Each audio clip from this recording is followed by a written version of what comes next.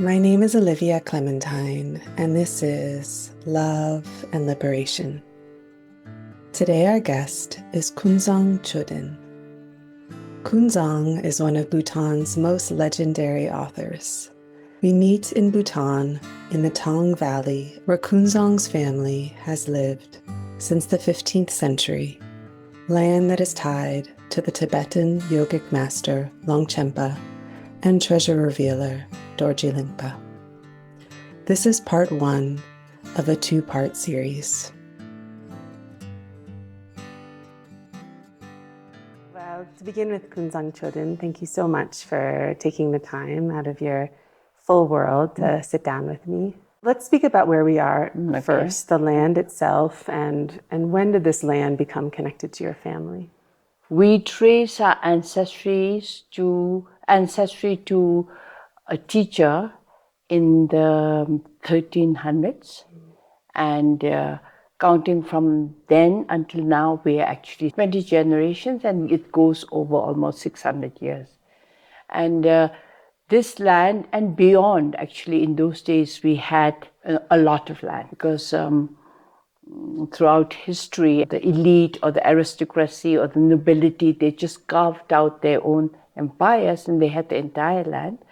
And for many generations, this land and beyond and mountains and valleys, everything belonged to us. Over the centuries, things have changed. Now we have just what is within the compound where the house is built and some cultivation lands far out. But all these changes came only in the mid-1950s of land sealing, which was introduced, which was really a fair, good system initiated and implemented by the third king, who we refer to as the father of modern Bhutan, the grandfather of the present king. And the kings, they were what we call Dharma kings, religious kings, and they were not there to grab power and empower themselves, but to really look after. They felt it was their duty to look after the welfare of the people. So they were concerned more about the welfare of the people. And because of their concern, they introduced these changes, which was beneficial to all. So land was shared with everybody. And so now everyone who's in the village, many of them who were here probably as long as us, they are here sharing and cultivating and owning, which is most important, the land that was given to them through this reform. Yeah. Do we want to speak at all about Dorji Lingpa? Because that's who you're referring to as this 14th century lineage holder. Anyone who has some knowledge of Vajrayana Buddhism and Buddhism that we know here and live by here, we always look to Guru Padmasambhava as the second Buddha. And according to our tradition, we believe that Guru Padmasambhava said that he would appear over time to continue the teachings over the centuries, that they will be his incarnations who will come and continue his teachings. And Dorji Lingpa is considered among the 5 inner great Terchens. They were the treasure discoverers who discovered texts and ritual implements and statues, and then from that they started continuing what Guru Rinpoche taught. Of course, Guru Padmasambhava had many incarnations, but among all the hundreds of incarnations, the 5 great Tertens, or the treasure discoverers, and Dorji Lingpa is considered among the great 5. So he's called Terchen, which is the great treasure discoverer. What we believe is that Dorji Lingpa had a son who started this genealogical lineage. So he is the first known person, somebody called Sonam Lundup, who settled, and the family base was here. And starting from there until now, we are supposed to be the keepers of this legacy and the genealogical descendants of Dorji Lingpa. He was known as prolific in his revealing.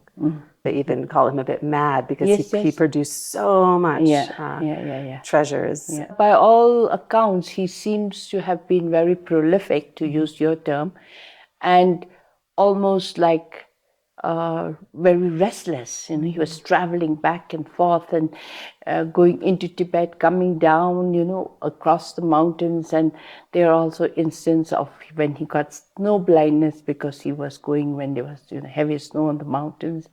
And he was also a person who was all the time really a thoughtful person, a person full of ideas. And there's a very nice account of him. In those days, they had no lighting except the natural light. And he couldn't sleep till the daylight came on to be able to write. So he'd be roaming around and writing, waiting for when is it going to be light enough to start writing. He wrote many texts. But somehow they got somehow scattered.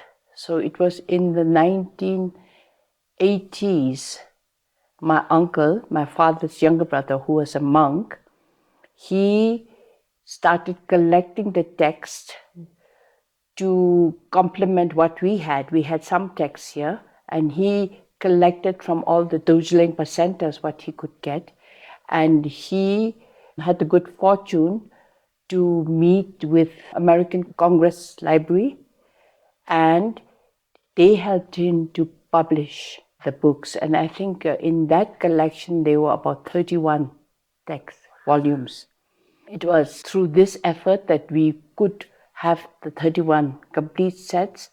And of course they disappeared like hotcakes because everybody wanted these texts. So we gave away, I think we might just have one or two texts and some of the originals, but there was such a big demand because in the 80s, 90s, right into now, even now people are looking for texts that Dorji Lingpa may have written. There is another Dorji Lingpa center in Getsa Valley. I don't know if you have chance. Are you going to Tharpaling? On the way, you should go to stop at Bulil Hagang. And in the recent years, a monk who was a real follower of, a young monk, who was a real follower and a devout disciple, I guess, of Dorji Lingpa, has expanded and renovated the house and the temple, and he's even started a monastery there. He also found 2 or 3 or even 4 additional texts that he has printed and has added to what we had done. And I think most interestingly, Dorji Lingpa came from the Bön tradition and came into Buddhism, but he never separated. That's why before he took on the name of Dorji Lingpa, his name was Yudrung. Yudrung is the symbol of the swastika, the Buddhist swastika, and that is the symbol of the Bön religion. So he was Yudrung Lingpa. Most people know him by Dorji Lingpa, but previously his name was Yudrung Lingpa. So interesting. Actually, speaking of his Bön heritage, sometimes when people speak about Dorji Lingpa, they say that his texts, there were some that were like a bit risky, some of his texts. Is it because it was connected to the Bön tradition? Yes, I think so. And of course, I don't know what scholars say, but from what I've heard of Dorji Lingpa, I think he was one of the early non-sectarianism, what we call the Rimé tradition, where he didn't discourage the other traditions, but brought them all together. So maybe that's why they say it's risky if you want to follow one path, one school, one tradition. He was sort of taking in all the traditions. And I think for me, I feel very comfortable with that because I'm not a scholar, I'm not a full practitioner to be able to, separate and say, this is this tradition, this is this color, this is that. I like it. It's just Buddhism, and it all leads back to Gautama Buddha. It would be really interesting to hear about your childhood growing up here, because you grew up here at least until the age of 9. Yes. So this is my home. This is where I was born. And this was, even though I was for 14 years in India, studying from kindergarten right up to my college, this is where I came back to whenever it was possible. Of course, it was not easy because at that time, especially in the early years, in the early 60s, right into the 70s, the road was not connected, so we had to walk. It was a big adventure walking from the border until here and just staying here a few days because that's all the holidays that we got. But I have very intense recollections of being a child here, living here with my parents. And both my parents died very young. So I think I kept thinking about them and what I miss and what it was with them, that it's still now very, very intense. And I think of them every time I go to a room. I see their image, I see them, I almost hear them. So it was natural that after I'd been traveling and living in other parts of the world, that I finally decided this was the home that I wanted to come to. Life was very different. And I feel, even now, I was a lucky survivor. Because in those days, in the 50s, when we were children, there was no medicine. The child mortality was so high. Every little epidemic would kill off a whole population. There was no way that you could get medical attention. Services were introduced only in the 70s and 80s. So those of us, we're all lucky survivors. And even when I talk to my age group, people of the women who go around, they remember siblings dying. They also remember how many children they had. I had 9 and now I have only 3 living. At the time when you live, you don't think of it because that's how it was. There was nothing to compare to. But now we see what modern medicine interventions have meant. Women who are a little older than me and my age who say we had 12 children or I had so many children. And now we've come to a stage when people are saying children are expensive and it's almost guaranteed that my children will outlive all the childhood diseases. So the children numbers in the families are becoming very, very small. At that time, we didn't have schools. The only school we had was the home school, which my father had opened for us and the village children. And what we learned was just Buddhist scriptures. And I think, when I think of that, I said I was the only girl in that school. So they were all boys who were very ambitious, very competitive, and I was just laid back and said, what use is this all to me? That was but I'm glad that things changed and I had the opportunity to go out. Although we were privileged, my siblings and I, we were privileged, my parents, either deliberately or because that's how it was, they didn't make us feel very special. We were just like the village children, interacting with them, playing with them, and always bare feet, not a lot of change of clothes, no candies, no sugar, no nothing. And we're just finding sweet berries or scraping the barks of blue pine to get some little sugar and things like this, until I think I must have been 7 or 8 when we first tasted candies and things like this. So it was a very, very different childhood. It was a childhood that, in a way, very rich because we had to find our own ways to play, to occupy, to learn. We had no gadgets, we had no books, we had no radio, we had no television. So it was just what our parents told us, what we saw our parents doing, what we saw the elders doing, that we sort of just grew up learning what was happening. And now it's completely within less than 50 years. The young mothers here don't know how to bring up their child without a smartphone. And that's how much change that has come on in the last 50, 60 years. If I look at the village house now, thanks to modernization and access to resources and availability of material, the houses are very simple, but they were intergenerational. About 4 generations would be living there. And the grandmother, who was considered very old, was about 60, and then she had her daughter and her daughter, and they all lived together. So it was not joint family in the way you understand that people married and things. It was just the intergeneration of family living together, sharing the little that they had, because resources weren't so easily available, and sharing the task. little children were also looking after the younger siblings, minding the sheep, going with the cattle, weeding, working the fields, and grandparents. Until they couldn't do anything, they were still helping. So it was very united and focused generations of people living together, helping, everybody contributing. And I think that is no more. We are inclined to be more nuclear family, especially in the urban areas. Here still we have about 2-3 generations in some houses living together, grandmother, daughter, and the children. But this is soon going away. And where are your daughters? Or they live there, or they have built a new house here, and things like that. So with the economic changes and availability of resources come the changes of how you use space.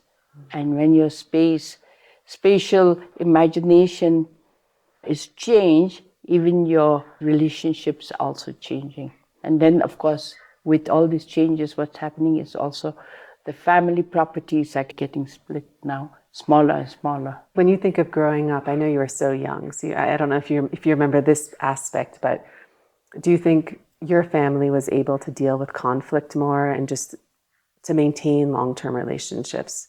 Because it sounds like, as you're saying now, the land is being divided. People are having smaller land holdings and then also staying closer in the nuclear family context. Do you think people were more flexible then and more willing to work through things, more resilient in that way?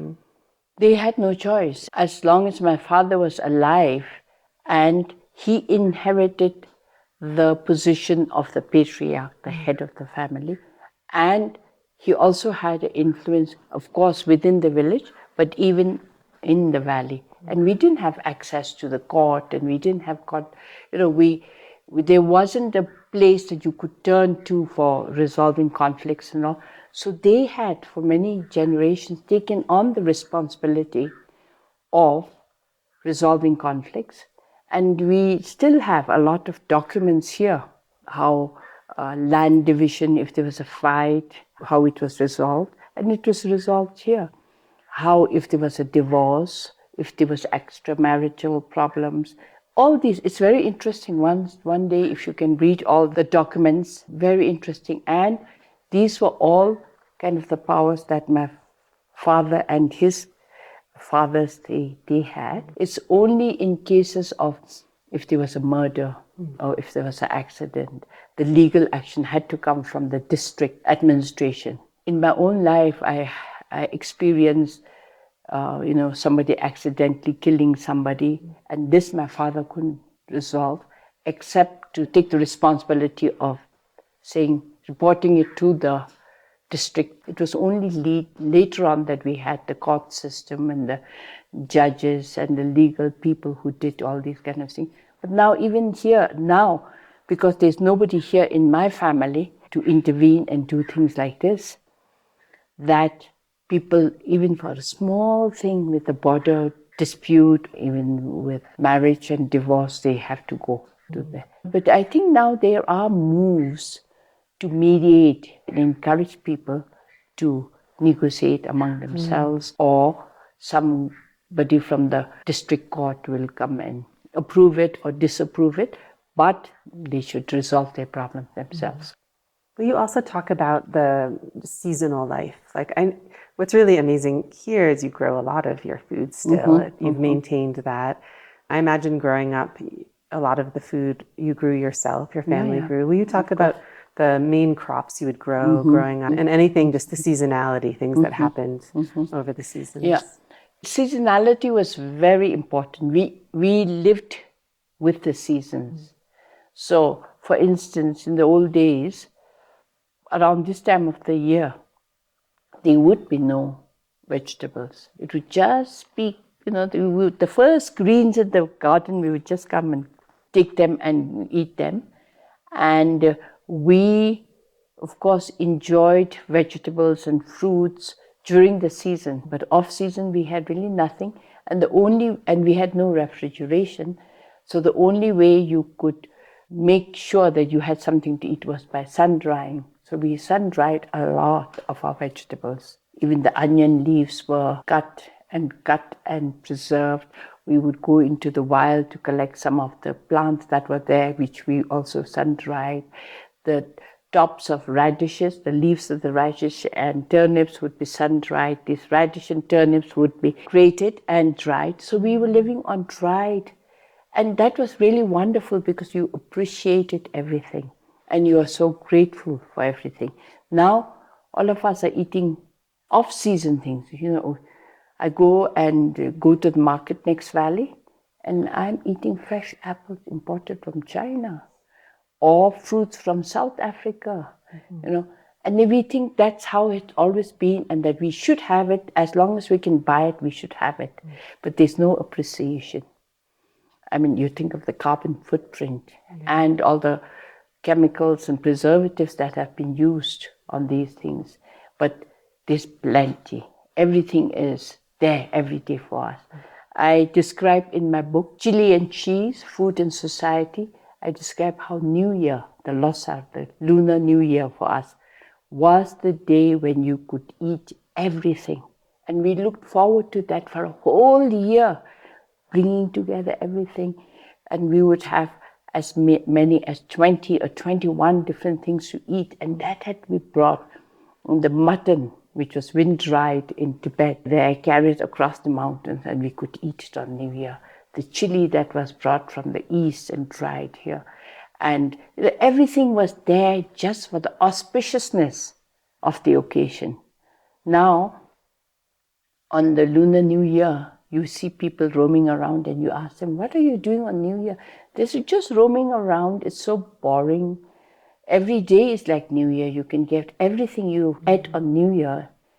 The older people and my parents and grandparents say, we eat every day. So what's so special of New Year? In fact, even the term for celebrating the New Year, Losar, we didn't say celebrate or observe. We said eating New Year, because that was the time when you were eating all the wonderful things that you could possibly have. So it has changed. Now, seasonality is completely gone. And together with that, what we are growing here now is thanks to global warming. We can grow so many things that we couldn't grow in the old days. In the 60s, in the 50s and 60s, because we almost at 3,000 meters. And in the 50s and 60s, my parents had a garden down in the valley because you could get some of the things like cucumbers and early beans and things like this too high. So now, even rice, you couldn't imagine rice growing here because it was so cold, the temperatures were so low. And rice, paddy needs a certain temperature for it to grow and thrive. The only way we could get rice was to travel across this very high pass for a journey of 3 days and carry back because we had an estate.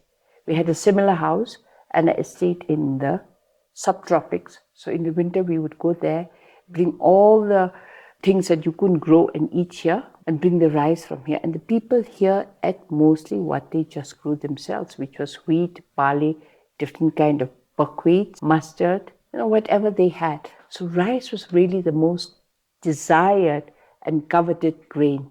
And now it's the easiest, the cheapest, and the most dangerous one because we import most of our rice from India, which is highly polished. We don't know how they grow it. And it's cheap and it's convenient to cook rice. Do you know that every household here, even the way we cook rice is different. In the old days, we would cook the rice, throw out the starch, and almost bake it in the heat of the hearth. Now, everybody plugs on the rice cooker. So everything stays, starch, everything stays there. And then while the rice is cooked in the rice cooker, we cook our rice also in the rice cooker. Then you have time to make your vegetables and do whatever. So the convenience, and these foods, because they can be cooked so easily and with the help of modern gadgets, it's very seductive. You don't want to cook the old-fashioned way, but it's healthier if you throw out the starch. They would cook it to a certain level, and you knew when you had to stop cooking it in water because you could test each grain. You could put it between your thumb and your forefinger and press it, and you knew how far it had been cooked. Then at that time, you threw out the starch. Of course, we didn't throw it out and waste it. We gave it to our animals. And then we just would let it cook in its own heat and steam by keeping it next to the heat. You know, the way we eat rice is not with a spoon and fork, and also not the way the rest of South Asia eats by just doing this and eating it. We had to make them into fistfuls. So to have the perfect consistency, you had to have the rice that could be made into rice, fistfuls, and then eat it as lumps. You said you had wheat, barley, mustard greens, buckwheat. Two kinds of buckwheat. The buckwheat was almost disappearing because it's difficult to cultivate it, because the soil has to be worked in a different way, and there's so many steps of how you can enrich the soil, which is very tedious. And it has been replaced now by potato because it is the big cash crop. All the fields you see around here are potatoes. And we eat potatoes, but we export most. And this is something new that came only in the mid and late 1970s when the roads became accessible. Then you could transport. But now there is a new awareness and realization that buckwheat is much more nutritious and good for your health. So now people are beginning to, reevaluate their old crop which they had to cast away and bringing it back. Here, your meals, they're mainly from the gardens. Yeah. When we started the guest house, we decided that there is nothing, it is a traditional house, it is a home that we've opened to the guests, but we also wanted to show that we care and that we are proud of what we can produce. And we said we will try to keep our meals based on what we have in the garden. So my husband works very hard. Throughout the winter, even in the coldest time, we had salad and we had greens and broccoli.